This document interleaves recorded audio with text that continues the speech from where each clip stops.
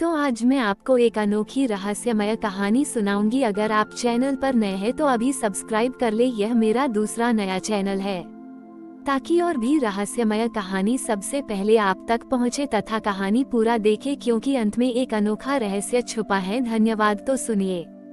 पुरी के जगन्नाथ मंदिर के पास एक संकरी गली में रवि नाम का एक युवा कलाकार रहता था। उसके पास रंग और कुची थी और उसके हाथों में मंदिर के भव्य दृश्यों को कैनवास पर उतारने का अद्भुत कौशल था। रवि दिन भर मंदिर के प्रांगण में बैठा रहता, उसकी विशाल वास्तुकला, भक्तों की भीड़ और भगवान के विग्रह को अपने रंगों में कैद करने की कोशिश करता।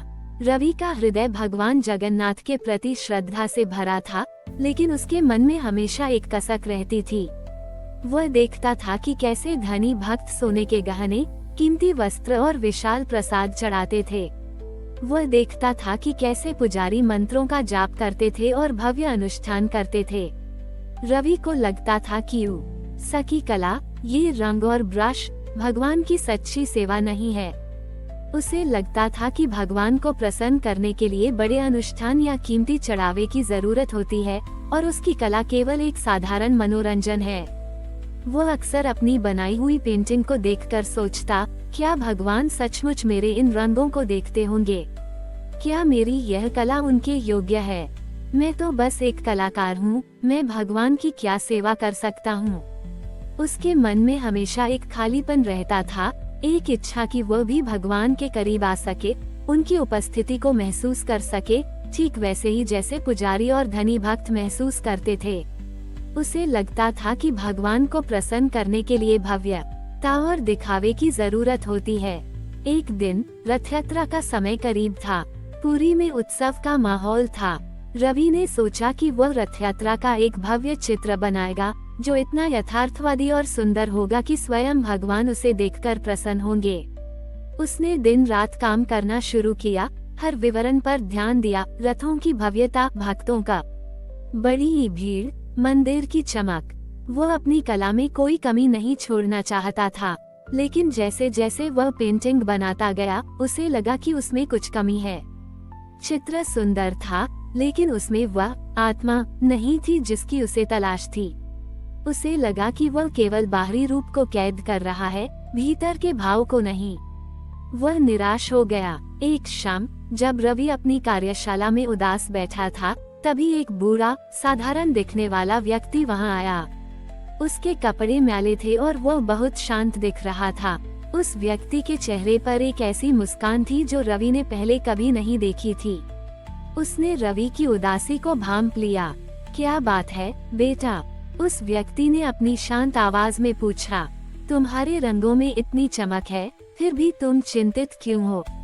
रवि ने अपनी व्यथा बताई। महाराज, मैं भगवान जगन्नाथ के लिए एक चित्र बनाना चाहता हूँ, लेकिन मैं उसमें वह आत्मा नहीं भर पा रहा हूँ।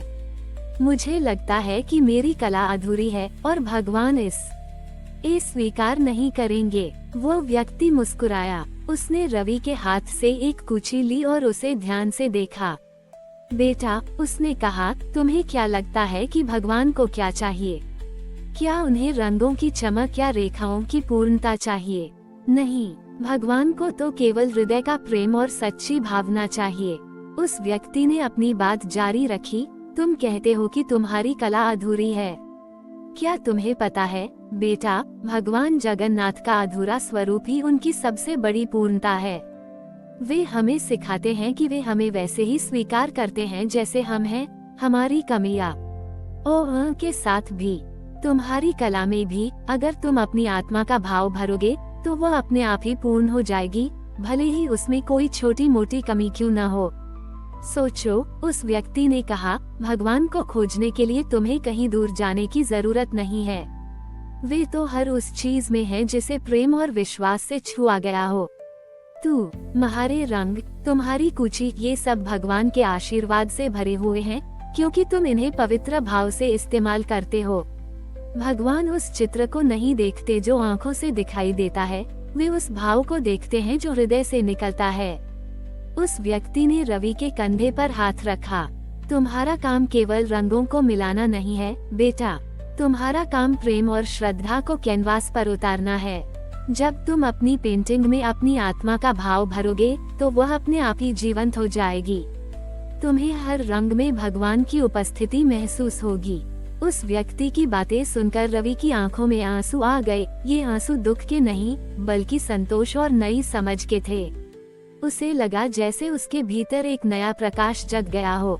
उसने हमेशा बाहरी पूर्णता पर ध्यान दिया था, लेकिन उसने कभी इस गहरे सत्य को नहीं समझा था। उसे समझ आया कि भगवान जगन्नाथ का अधूरा विग्रह उनकी करुणा और सर्वव्यापकता का प्रतीक था, और सच्ची कला हृदय से आती है। उस दिन से रवि ने अपने काम को एक नई भावना से करना शुरू किया।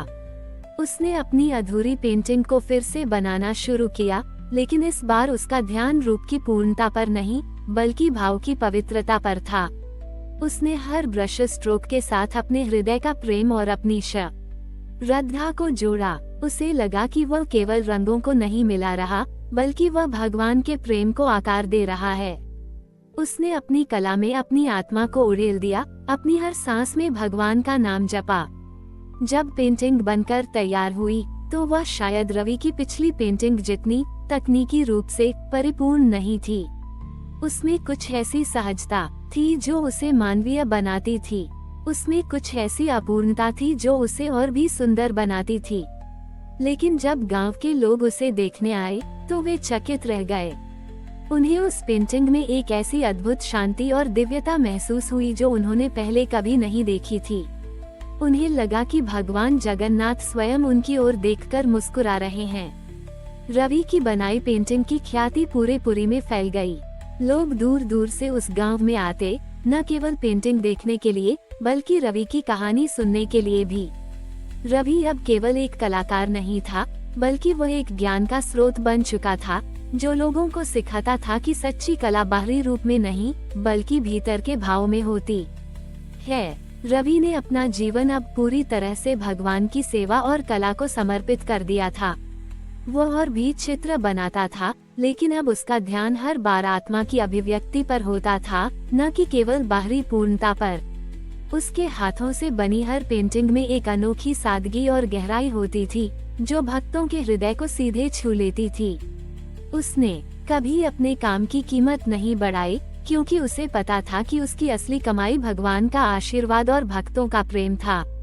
उसकी शिक्षाओं ने कई लोगों के जीवन में बदलाव लाया।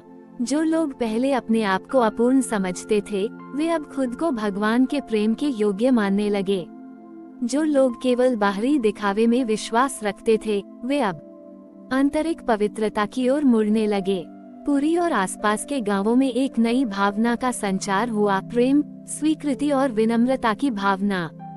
सालों बीतते गए, रवि बूढ़ा हो गया। उसके हाथ अब उतने फुर्तीले नहीं रहे थे, लेकिन उसकी आत्मा उतनी ही शांत और आनंदित थी। वह अब भी हर सुबह अपनी कार्यशाला में आता, रंगों को छूता और उन्हें भगवान का प्रसाद मानता। उसकी आंखों में अब कोई शिकायत नहीं थी, केवल असीम कृतज्ञता थी। एक शाम जब सूरज उसकी कार्यशाला में डूब रहा था और रंगों की खुशबू हवा में घुली हुई थी, रवि अपनी बनाई हुई पहली पेंटिंग के सामने बैठा था। उसने पेंटिंग को अपने हाथों में लिया। वह पेंटिंग शायद किसी और के लिए अपूर्ण होती, लेकिन रवि के लिए वह भगवान की करुणा और स्वीकृति का प्रतीक थी। उसने पेंटिंग को अपने हृदय से लगाया। उसे लगा कि उसका जीवन भी इस पेंटिंग की तरह ही था, अपूर्ण, लेकिन भगवान के प्रेम और आशीर्वाद से भरा हुआ।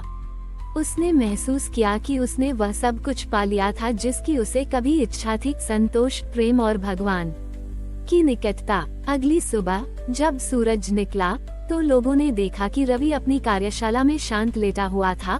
उसके चेहरे पर एक दिव्य मुस्कान थी। उसके हाथ में वही पहली बनाई हुई पेंटिंग थी। गांव के लोगों ने शोक मनाया, लेकिन उनके दिलों में रवि के प्रति गहरा सम्मान था। उन्हें पता था कि रवि ने उन्हें न केवल कला सिखाई थी, बल्कि जीवन का सच्चा अर्थ भी सिखाया था। आज भी जब पुरी और उसके आसपास के गांवों में कोई कलाकार चित्र बनाता है, तो उसे रवि की कहानी सुनाई जाती है। लोग कहते हैं कि भगवान को खोजने के लिए बाहरी पूर्णता की नहीं, बल्कि हृदय की पवित्रता की जरूरत होती है, और भगवान जगन्नाथ का प्रेम हर उस व्यक्ति के साथ है जो अपनी अपूर्णताओं को स्वीकार करता है और प्रेम से अपना कर्म करता है।